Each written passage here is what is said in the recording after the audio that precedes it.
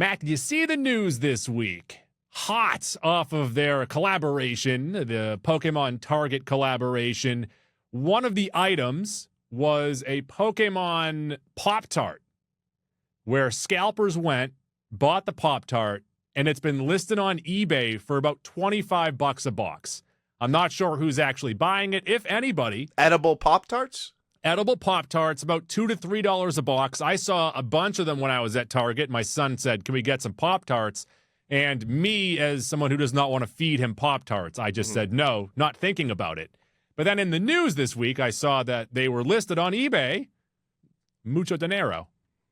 When did you eat your last Pop-Tart? I haven't had one in a really long time. I'd say probably like 2006 was the last time I had a Pop-Tart. It's 2 decades. Yeah.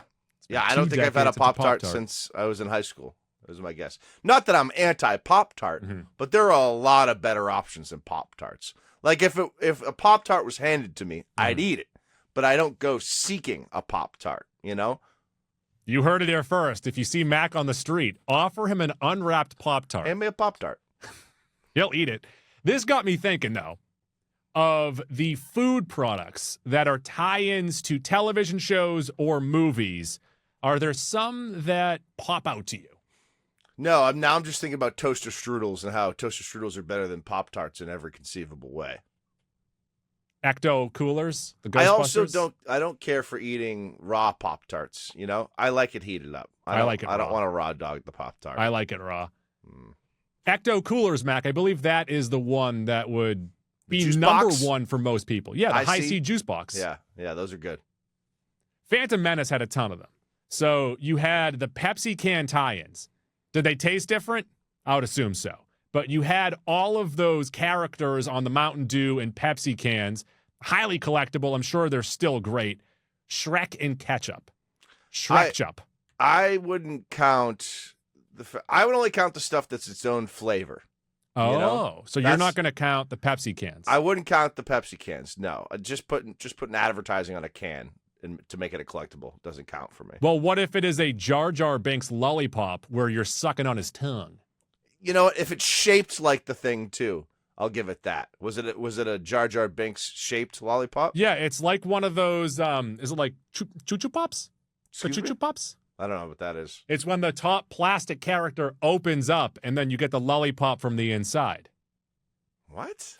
And then what happens is the lollipop on the inside of that. So Jar Jar would open his mouth. It's a Russian doll situation, but with lollipops? But there aren't more Jar Jars in there. It's just his tongue. So you would lick his tongue. Lick tongue's a Pokemon. It is. Did you know that Willy Wonka, the 1971 movie, was made by Quaker Oats? The movie. It was licensed. The book. It was a book first. Roald Dahl. The Charlie and the Chocolate Factory. Charlie and the Chocolate Factory, yeah. It was licensed to be made a movie by Roald Dahl by Quaker Oats so that they could push out their own candy bars. The Wonka bars. Quaker Oats makes the Wonka bar? They might have originally done it. I did very little research here. Okay. So this is... All right. This is one source material. Big Quakers behind everything we do. You know what? I know that we said Ecto 1.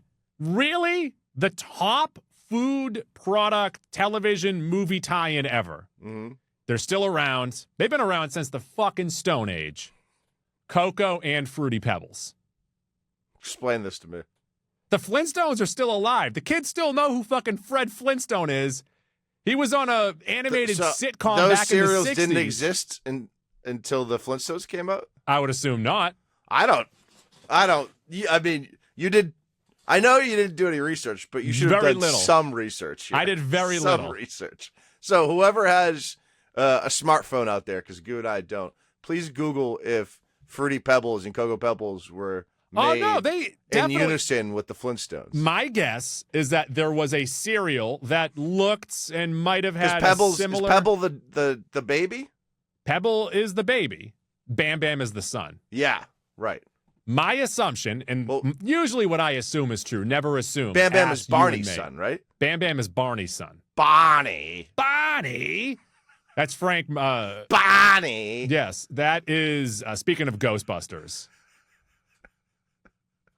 But No, so my guess is that they had another cereal that was shaped like these Pebbles. Mm-hmm. And then when they said, we want a mascot, let's license out the Flintstones, they changed the name to Pebbles so that it would match the motif of the animated show.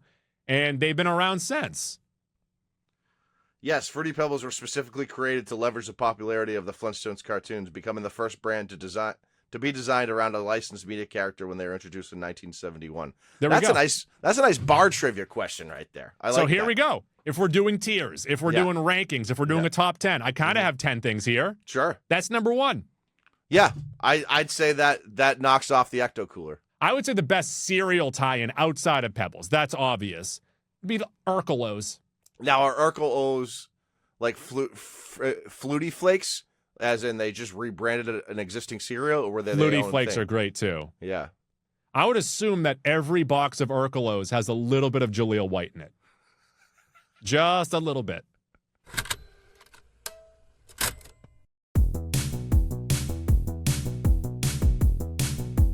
One, two, three, yeah! Goo! Jaws 3! Goo! King of Queens! Goo! Meryl Streep! Goo! Entertainment! I'm Goo. And I'm Mac. And we are the Mac and Goo program. What's up? If you microwave your Urkelos, they turn into Stefanos. Stefanos. A little Italian, too.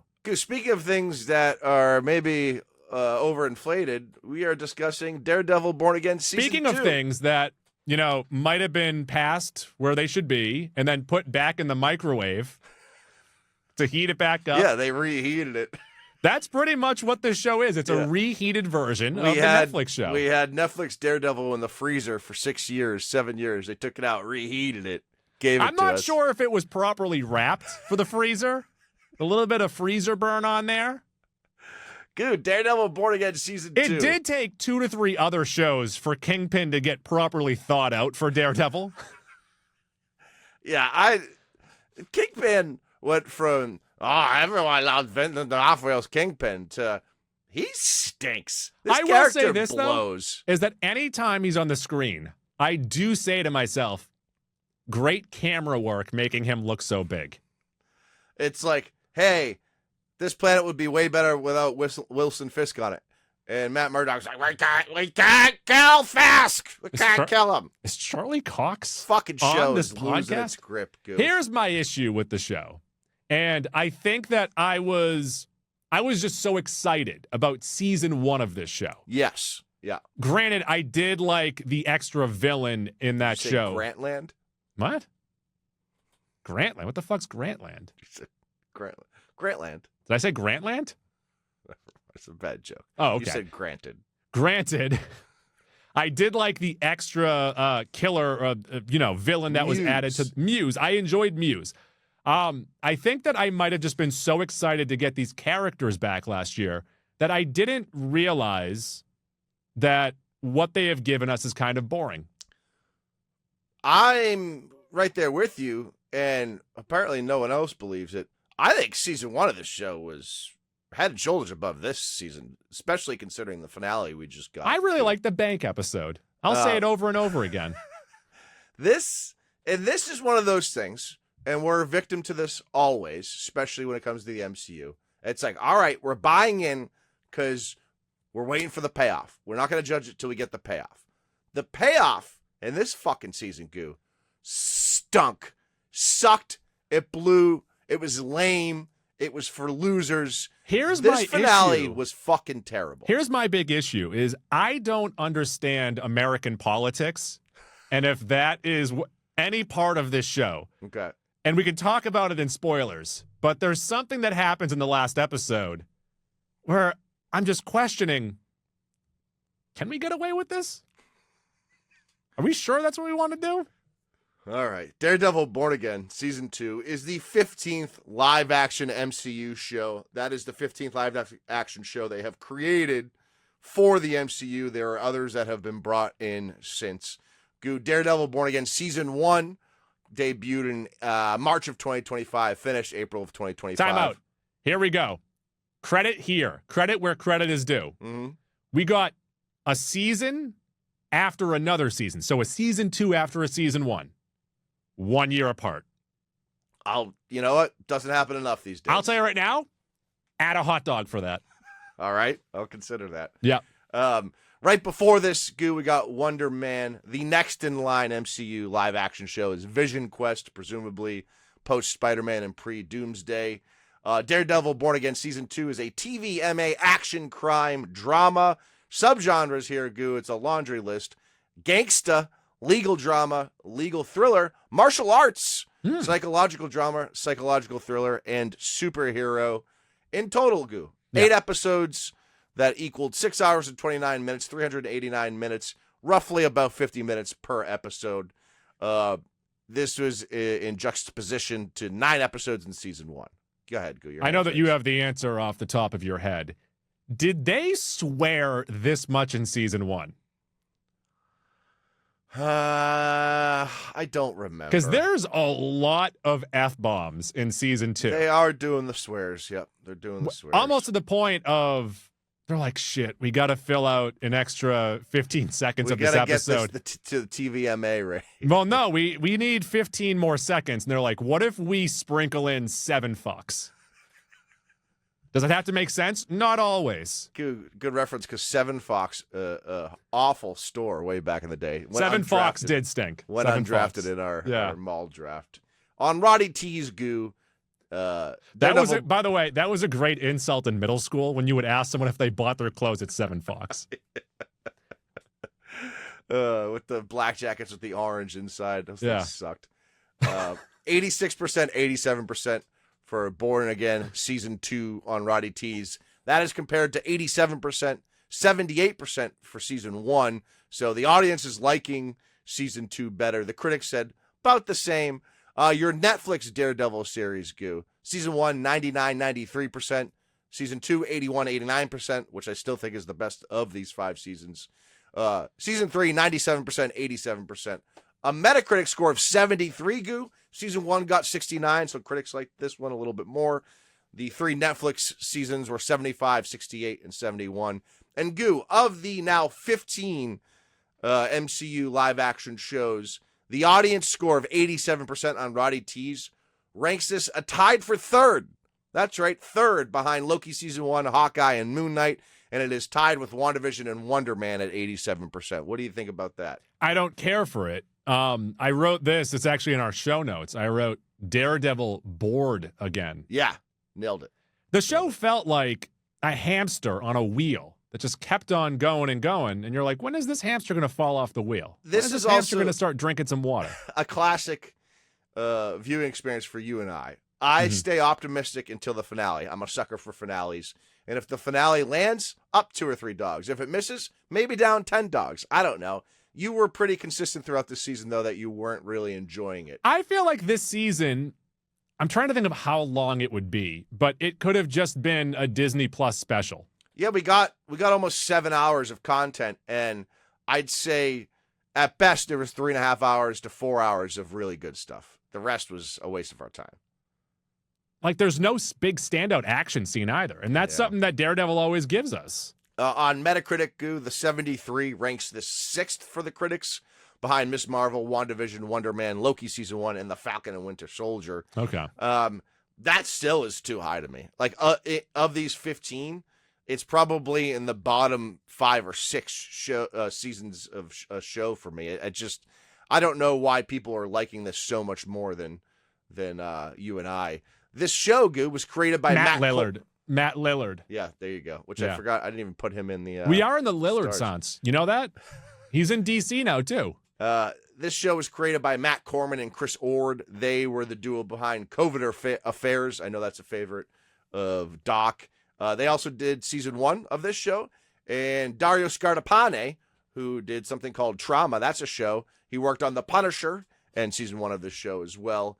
To me, that's really this show's weak point, Goo. Through 2 seasons, we are just harping on and member burying a lot of stuff instead of advancing this character and this story into our MCU. It's like, oh, they liked the Netflix stuff.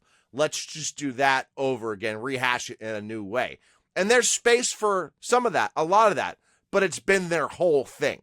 They really haven't done new stuff, and that's tremendously disappointing.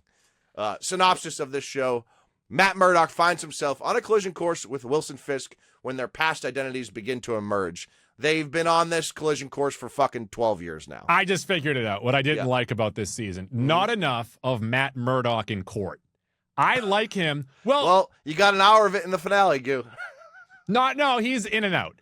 I feel like that's always the best part of it, is seeing the split of, trying to exist as one with the other. And this one, it's just he's hidden away, and then when he's not hidden away, he's Daredevil. Yeah, I mean, because of where they're at in conjecture in the objection, is that what you meant? Shut up. Because of where they're at in New York City at this point, he can't really even be Matt Murdock, right? Yeah. So he's just existing as Daredevil. Also, Kingpin's lawyer looks kind of like Jeremy Jam from Parks and Rec. Sure. And when I see that, I say to myself, I wish it was just Jeremy Jam. You've been jammed. Like, that would have been great. Jam it! Goo, this show stars, and this is all season 2 cast, and maybe this is an issue as well. They're spread a little too thin. Of course, you have Charlie Cox as Matt Murdock / Daredevil, Vincent D'Onofrio as Wilson Fisk. Artie Frusciante plays Fisk's right-hand man, Buck Cashman. That's a cool name, though. I agree. Buck Cashman's good. Buck Cashman's a great name. Michael Gandolfini as Daniel Blake gets far too much screen time in this season. But what I like about Michael Gandolfini, I saw him on a podcast recently. It was him with another, Nepo actor. Mm-hmm. And one of the things that he says is, we need to kill off the Nepo babies. And the guy's like, wait, aren't you a Nepo baby? And he's like, my dad's dead. So I don't know why. So it's either the father or the I don't baby know, but it was really killed. funny of him explaining why he's not a Nepo baby, because his father is dead. Yeah, literally he didn't get any roles until his father died. He played his father, didn't he? Yeah, he played a young version of Tony Soprano. Deborah Ann Wool as Karen Page. She didn't bother me as much this season as she what has is in the Ben past. Affleck, James Gandolfini Christmas movie? That escapes I me. want to say that Married with Children, what's her name? Christine Applegate. She's in it too. You talk. Yeah. I'm all over this. I'm all over this. Sabrina Guevara as Sheila Rivera. That's the lady who works under Fisk for the mayor's office. Janiyah Walton as BB Urich. Hamish Allen Headley. Surviving Christmas. There you go. He's an actor, Ben Affleck. That. He's an actor not only in real life but in the movie, and he has hired a family to have some Christmas with him. And then he falls in love with Christina Applegate. Hamish Allen Headley as Powell. This is the dickhead AVTF agent. He's really good at being a dickhead. He's really good. One of the 2 or 3 shining stars of the season. That's one of the good things about the season, is that by the finale, he's going to get some kind of a comeuppance. But it's not going to happen until the finale. Nikki M. James as Kirsten McDuffie. She's one of the lawyer pals of Matt Murdock. Margarita Laviva as Heather Glenn. Go ahead. Defend her. This is Matt's ex-girlfriend. Defend her. We saw her captured by Muse in season 1. She's now the psychologist, working with Vanessa and Wilson in season 1 and season 2. Defend her. Go ahead. I'm not going to do that. Defend the character. Ailette Zurer as Vanessa Fisk. Jeremy Isaiah Earl as Cole North. He's the burned AVTF agent, the one that's sort of button heads with Powell. Camila Rodriguez as Angela Del Toro. This is Hector Ayala's niece. She sort of takes on the mantle of White Tiger, but not quite yet. And then Goo, I think the other shining star of the season, Wilson Bethel as Benjamin Poindexter / Bullseye. I think I only really enjoyed stuff when he was on screen. That was the most fun I was having.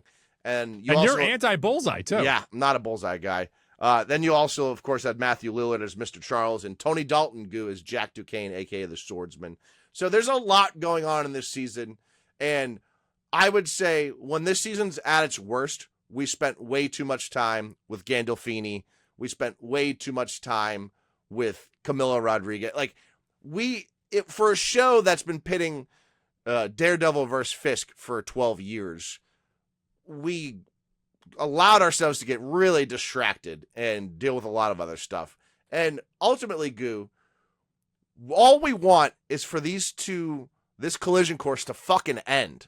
We're done. We're past this. We don't need this anymore. And they're just keeping it going.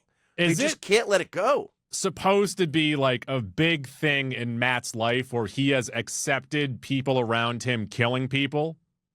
Or is it just overlooked? Because the people that he is working with in this season, many of them, just straight murdering people. I mean, you're a Batman guy, right? I'm a Batman guy. Are Batman boys. There are instances where Batman doesn't kill the person, but lets the person die, right? No, never. Okay. He calls an ambulance on the bat phone. Happened to Batman Begins. Why can't Matt Murdock just let Bullseye kill Wilson Fisk? He kind of did. No, he prevented it. Just went out of his way to prevent it. That's at the end of season 1. This is a new season. He did it again in this season. A little bit. No, he did it again. He took his handcuffs. He took the handcuffs off. Therefore, he's like, you can go and do whatever you want. You're a wild dog. It is so clear. You do what wild dogs do. It is so clear that Fisk is unable to be reformed and that the world in New York City would be better off without Fisk. At a certain point, you start to make Daredevil not a hero. But we get a resolution to that, though. He's not a hero anymore if he's allowing the single biggest villain in the city to continue to live. He's like, you're ruining the character. And I don't understand, and maybe I'm fucking stupid, but the power that BB Urich has over the town of New York. Social media. Yeah, it's a homestead.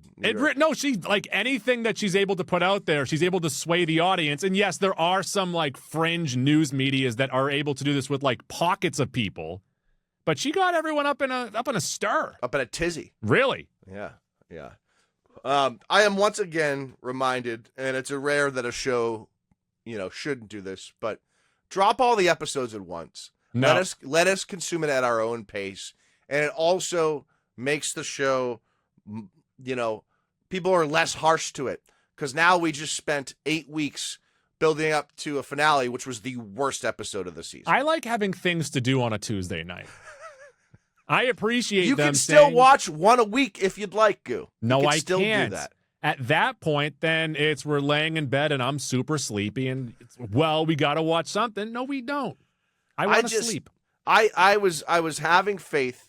I thought we were. You gotta have faith. I thought we were building up to Red a Durst. tremendous moment that was gonna happen in the finale. We get teased with Jess Jones coming back in the season. We get teased with other stuff. I'll be honest, I didn't need Jess Jones. Yeah, she was useless, pointless. I think it would be nice if I could touch They your just body. really. This was all tease, no substance, didn't deliver on any of the promises, and that's tremendously disappointing. So I'm not feeling great about this season, Goo. Do you want to get into the gauntlet? Yeah, let's get into the octagon here, or the nonagon. I don't know what we're doing anymore, but fun factor, there's no big standout action scene where you can go back and watch it on YouTube later, whereas every other season I feel like at least has one or two of those. And if you want to point to the finale, I'm going to tell you it just makes me scratch my head more than have fun. Let me give you 3 things that were fun this season, Goo. Go ahead. Daredevil's suit. That's fun. I do like that. I like his suit. You've swayed me. I'll give him that. Number 2, Matthew Lillard is fun. Matthew Lillard is having fun. Mm-hmm. Number 3, Bullseye's fun. Bullseye's the only one. I'm going to give you I can't put up fucking Bullseye's the only one doing shit that makes sense for the character. Daredevil's not doing shit that makes sense. Bullseye's killing the fuck out of people. That's fun. I'm going to say 2.5 on that. All right. I'll give you 2.5. Sure. Borometer, I don't know why, and maybe I just didn't pick up on this in season 1, but the dialogue, the delivery, the color palette, so much of this show is pretty boring. We spent way too much time with Daniel Blake and BB Urich. Yeah. Kill them both for all I care. I don't give a fuck. Their story is boring. We spent an awful lot of time with more Heather Glenn stuff too, like some side scenes of her going through it. Yeah, I get it, but no one cares about her character, Goo. So again, boring. The Netflix show just looked so much better than this. I mean, I don't agree with that, but I just. That's because you don't have eyes. You lack eyes. Strong point. Point. Satisfactor, no. Yeah, I mean, there was one mildly satisfying thing involving Vanessa Fisk, but outside of that, Oh, that's a good point. And I did like, granted, it's only like 5 minutes of the season, but the response to it, I did like that little response, but it's not enough. Yeah, agreed. Halloween, I'm not going to revisit this. I'm never going to rewatch this season. Do you believe that this season of television is better or worse than the 1995 classic Waterworld? Quaterworld. Is it over the line? I mean, this doesn't sink.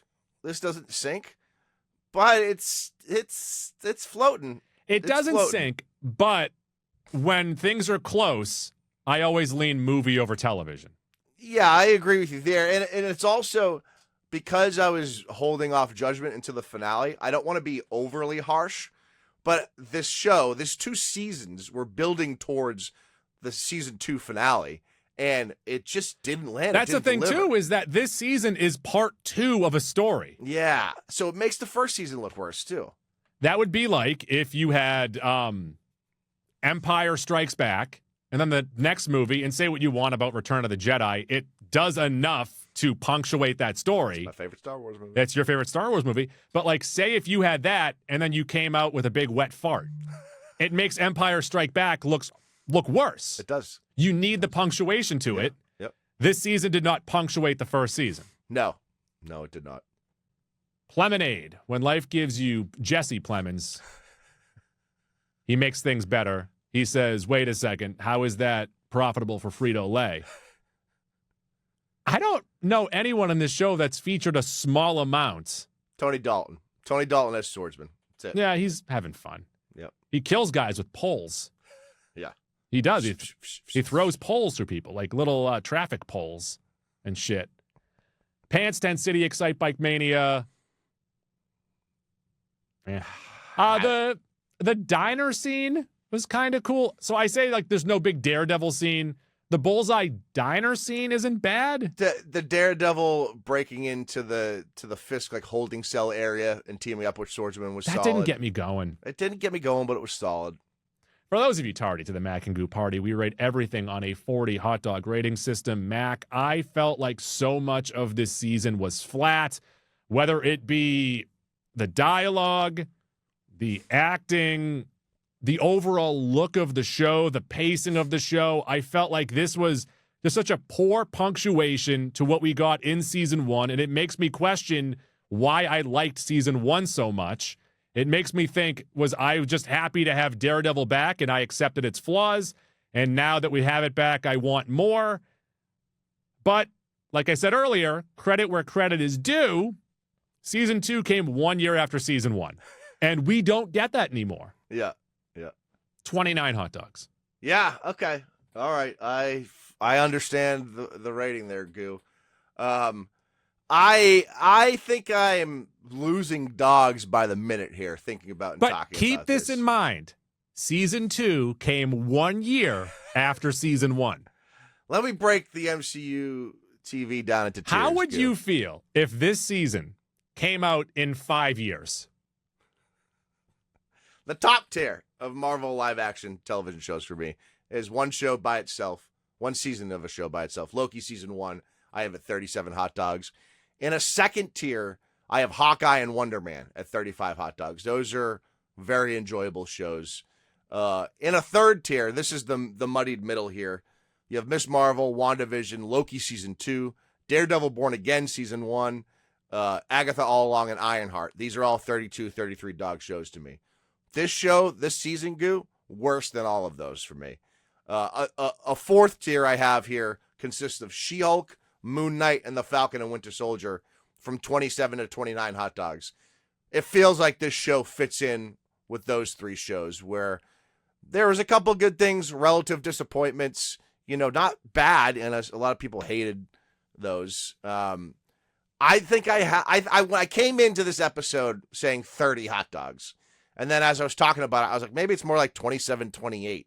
So You said 29. I don't want to do the same thing. I think I would rather watch She-Hulk or Moon Knight again, but I would put it above Falcon and Winter Soldier. So I'm going to say 28 hot dogs.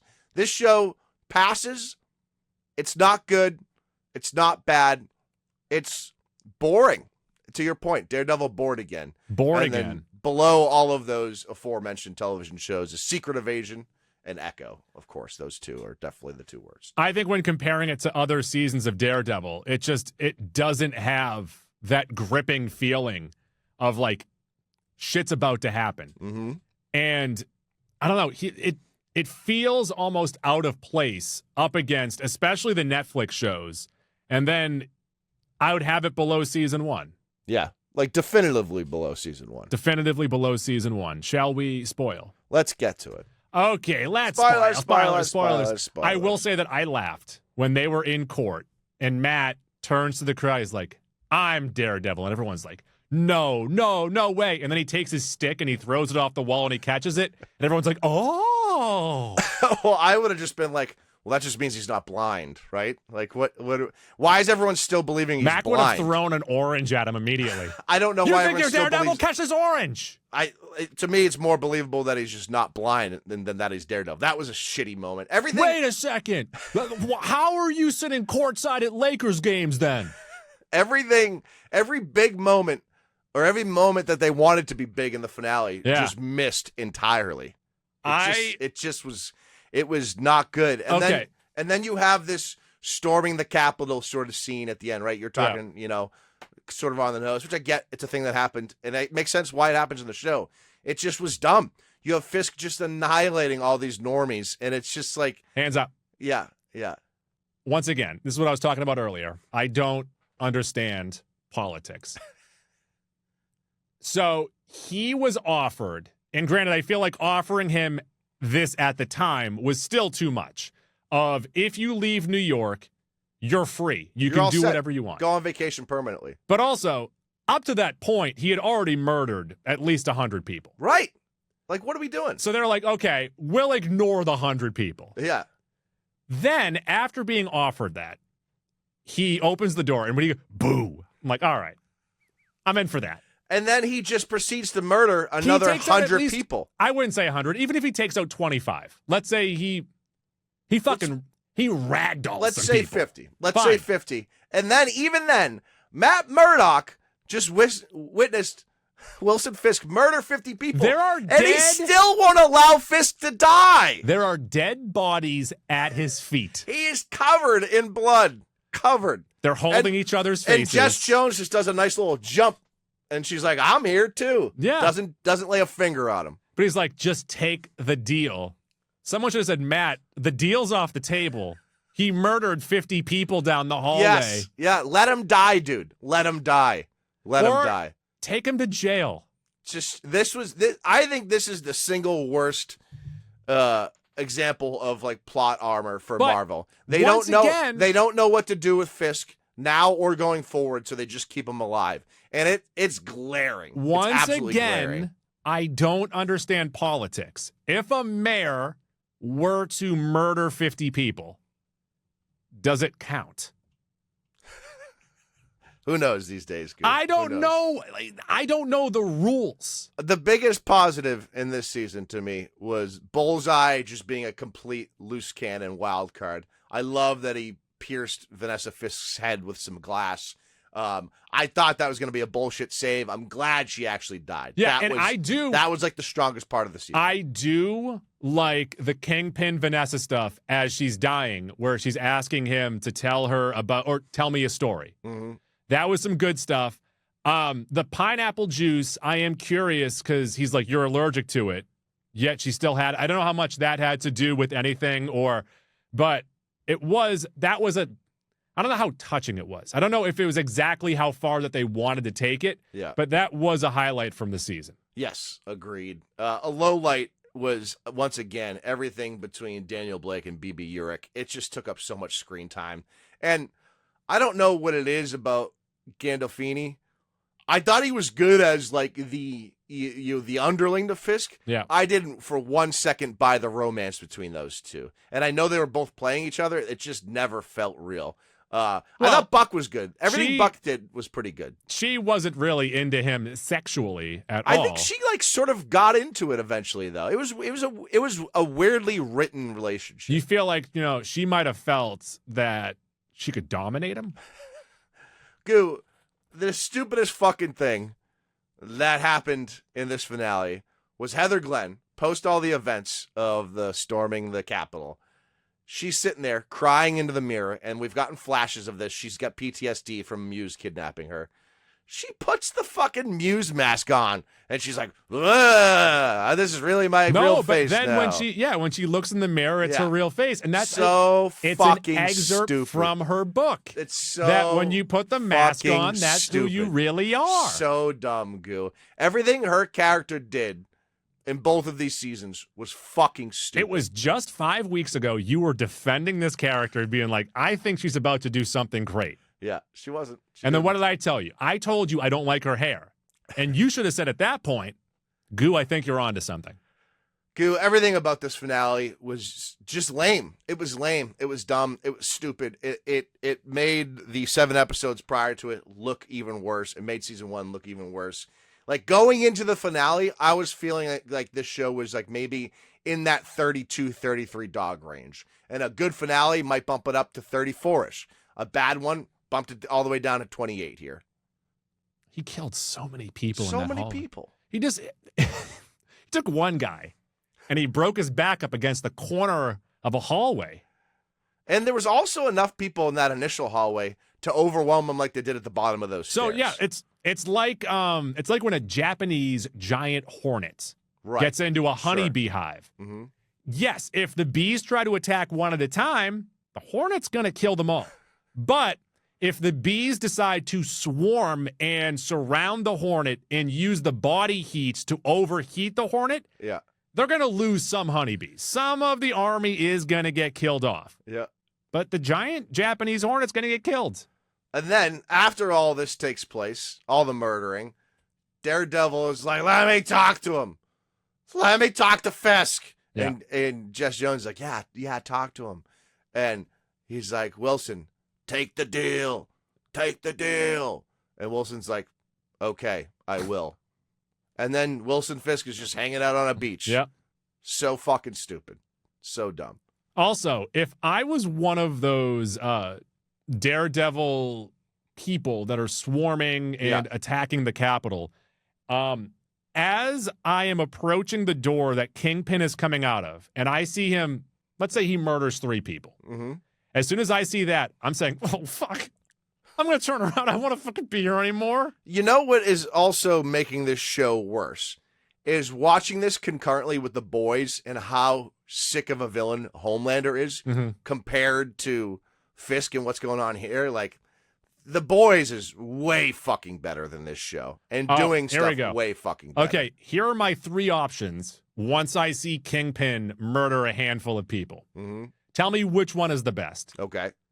Do I run away with the possibility of this giant man just grabbing my shirt and slamming me up against a wall? Yep. Do I pretend like I'm already dead? Like I fall on the ground and I grab blood from someone else and I smear it on my face? Or you pull another body over you. Yeah. Or do I turn around and punch another person in the face and I'm like, Kingpin forever! And I join his team? No, because then you're going to get your ass kicked by all those people. But what if I do that and then jump on Kingpin's back and then no one can get to me? Kingpin would defend me. You do a Jess Jones jump. Yeah. I think your best option there is to run away. That's the I feel like he's going to grab you and smash your face. He's got too many other people running at him. Is there a 4th option? I feel like I covered all 3 options. Yeah, strip nude would be the 4th option. Just rip really your clothes off. Confuse people. Yeah. I'm on no one's side. I made a huge mistake, guys. I have no opinion. Is that it for the show? Yeah, I would not. This is one you can skip. Oh, do you want a Daredevil season 3? Born Again. If there's no Fisk, sure. What if, I think we just stumbled into what season 3 can be. Mm-hmm. Fisk in Hawaii. The show moves from Hell's Kitchen to Hawaii, and Fisk opens up. Hawaii Fisco. Hawaii Fisco, like Hawaii Five-0. Right. Yep, you got it. Fisk opens up a little poke stand or something. He sells poke bowls, little tuna, salmon. I don't know what other fish are popular in the area. He would know. He lives there now. Yeah, right. And he trades in his bulky suits for Hawaiian shirts. I could see Fisk as a Hawaiian shirt guy. Yep. Maybe, now that he's single, big fat party animal. There you go. All right, season 3 is written.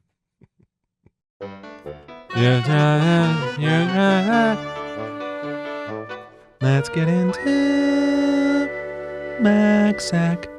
And Maxac could be anything. It could be a boat. And Mac, I don't know if you saw this in the news, but hot off the back of Shannon Elizabeth making $1 million in a week on OnlyFans, Jamie Presley has announced that she will also be joining.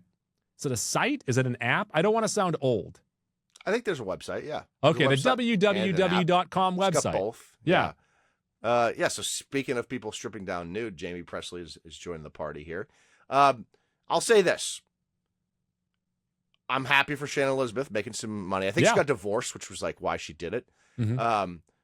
Doesn't matter what Shannon Elizabeth can post on OnlyFans. It's never going to beat the scene in American Pie. And sort of the same goes for Jamie Presley. She's got a couple good scenes out there that it's already happened, you know? So I don't need it. But also, Jamie Presley, and let's talk like mid-aughts, like 03, 04, 05. Like My Name is Earl era Jamie Presley. I would even say like just pre-My Name is Earl. Okay. Not another teen movie. Not another teen movie, yeah. Maybe the hottest fucking person in the world. It'd be hard to find someone hotter, yeah. Like this would be if in 20 years, if Sydney Sweeney did it. It would be similar to that. Close. Yeah, I think Sydney Sweeney might be a bigger star. Like everyone knows more about Sweeney. Agreed. But I'll ask you, Mac, mm-hmm. if any of your childhood crushes were to jump on the OnlyFans. I would spend a lot of money to see Lizzie McGuire. Hillary Duff? Yeah. That's a good one. Because I was thinking she's been all bundled up appropriately, so she's got children. She hasn't been on drugs. But that is one that I would like, you know what? You can have a shekel. I'd like to see that. Look, if Jamie Lee, I've never paid for Pornog. Sure. Brag. I have taken someone's account that they've paid for. I was going to say, I'm pretty sure we shared an account back in 2012. But I will say this. If this had happened like season 1 or 2 of My Name is Earl, say we add Nadine Vasquez in there. Ooh. I think that I would have spent all of my money if she asked for it. Right? I've spent money on stupider things, that's for sure. I've definitely wasted money on worse stuff. Mm-hmm. But if Jamie Lee Presley is Elvis's daughter, right? What is that Presley's name? Who's Jamie Lynn Spears? That's Britney's sister, who has killed multiple cats. Are you thinking of, there's also Jamie King, too, right? I'm thinking of Jamie Kennedy. That is experiment. Well, I saw a commercial on TBS earlier that Anthony Davis has a prank show now? Yes, he pranks athletes. What the fuck is happening? That's a great question. Well, he's been out for so long injured that he's like, I might as well get into other TV ventures. They're like, oh, how do you feel about next season? This would be a great prank. He just shows up healthy. They're like, oh, I've been pranked. What if he shows up, he's like, I've been healthy this whole time. Joke's on you. We got to be careful. That might be a Celtic next year. Oh, no. That would be great, though, if it turns out he had been healthy the whole time. I pranked you. You guys gave me all that money not to play. I saw one of the pranks was he pranked someone and a shelf fell over. Oh, wow. Yeah, what a prank. What would your big prank be?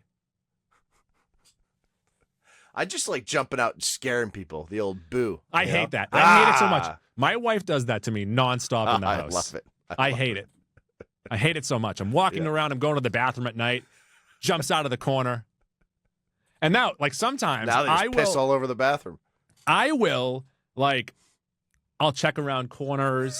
I'll check rooms and stuff just to like make sure that. There's not a big hand coming around. But she's one step ahead of me, and she knows where I'm going to look, and she'll look somewhere else. Yep. And I'll very gingerly open doors just in case she's hiding behind those doors. No, you got to kick them open. I don't want to squish her. I don't want to do that. Has your son started adapting the same things and trying to scare you? No, he hasn't hopped on that train yet. Okay. So the big prank that I wanted to do was I got that 6'5" Hugh Jackman Wolverine stand-up from the movie theater, like the big cardboard stand-up. And I wanted to put it in the shower for when I wasn't home. And then she feels like someone is in the shower. Sure. And then she opens it and gets real spooked. Yeah. Or just put it in an area that's like far enough away that she can see it, like when she comes out of your bedroom. Yeah. But it also needs to be dark enough so that she can't make out it's a cardboard cutout. But you need to have just the face showing. Sure. Yeah. Sure. She has so many knives in our nightstand. Like knives that I need for the kitchen. Okay. She keeps taking them and putting them in the nightstand just in case someone comes in. But I tell her, someone comes in while we're sleeping, we're not getting that knife. I don't think you have time to get the knife. Who sleeps closer to the door, you or her? She does, and I tell her. Oh, she has no tell her, chance. because I say to her, my grandfather always told me, as a man, you sleep closer to the door, you protect. I'm not a man, apparently. I know it's my job to sleep closer to the door. Instead, the knives are there. And one time she wanted to put a baseball bat. Stop bringing weapons. Oh, if I saw someone like your wife, and this is no offense to her, if I saw her go batter up, I'd be like, take your best shot. Yeah, There's no way this is hurting me. No way at all. No way at all. All right. We have nothing else for this episode. No, that's it. Comment down below. What is the best prankster that you'd want to see on OnlyFans? What if Jamie Kennedy joined OnlyFans and then you pay money for him to prank people? Now, never mind. I'm not even going to go down this path. I'm done. Okay. Where can the folks find us? They can find us on Twitter and Instagram at Mac and Goo Podcast. Every other platform we are Mac & Goo. It's Mac Shift 7 Goo. That includes Facebook, Stitcher, TuneIn, Castbox, Spreaker, Google Play, iHeartRadio. We're on Spotify. More importantly, we're on Apple Podcasts. Get on there, rate, review, subscribe. 5 stars. If you do that, we will get you a free T-shirt from the folks over at Watertown Sportswear. Now, not in this timeline, and an alternate timeline. That's Watertown Sportswear on 34 Mount Auburn Street in Watertown. Watertown Sportswear, expert screen printing and embroidery. tpublic.com, merch. Check us out at the top of next week for a news dump. And then, does The Boys wrap up next week? 2 episodes left. Okay, so next week is Punisher. It is next week. Yeah, you're right. Then the week after that is The Boys. Okay. All right. And I still want to see Mortal Kombat 2. And not for nothing, maybe you don't respect your friends, but the hashtag DorkPodcast rated the Mall show as one of the 3 best things Star Wars has ever done. So maybe you might consider watching it. Okay, I'm going to let you talk to my wife while she holds the knife, and then you can tell her all about this. Does she have a 2-sided knife? Oh, what She's got a Darth Maul knife? What if Does that exist? What if for Mother's Day, I get her a double-sided knife? To cut pizzas. Well, I cut the pizzas in my house. There's an idea. A Darth Maul knife. I'm going to look that up as soon as we get off the horn here. Tuesdays are Goose Days. I abuse kangaroos. Tim Burton. Bye.